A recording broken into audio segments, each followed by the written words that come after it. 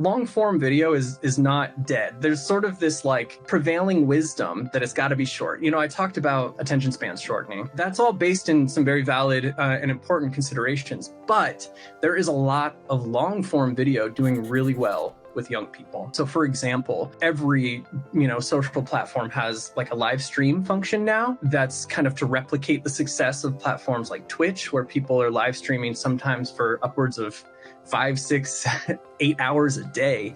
And young people are tuning in and they're hanging out with this person. Literally, young audiences will find a streamer that they like and they will watch that person play a video game for 2 hours while they talk about it. Or they'll watch that person browse the internet and watch videos. And going back to the interactive piece, in the chat, they'll be saying, oh, you got to check out this video or whatever.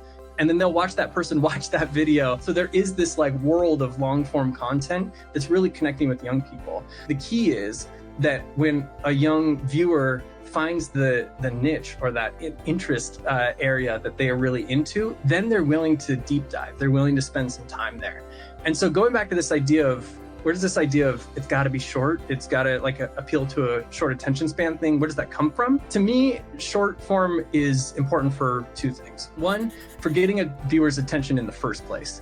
You know, I talked about like driving young viewers to that place where they're willing to deep dive. They can't start there. That short form is a really important piece to just like catching their attention, showing them that this is a channel or a content creator or a brand that is really aligned to who they are in a first impression kind of way.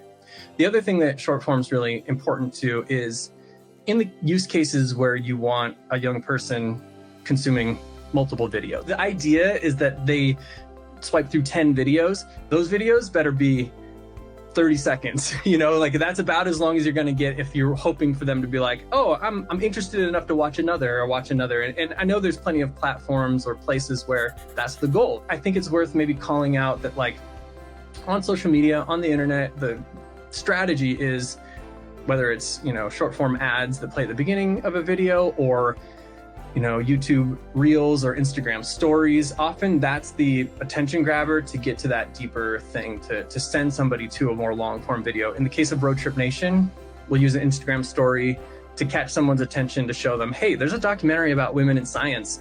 And if the right person gets that message, they'll click to it and then maybe they'll stick around for the half-hour thing. And so it's that relationship between short and long form that I think is really important.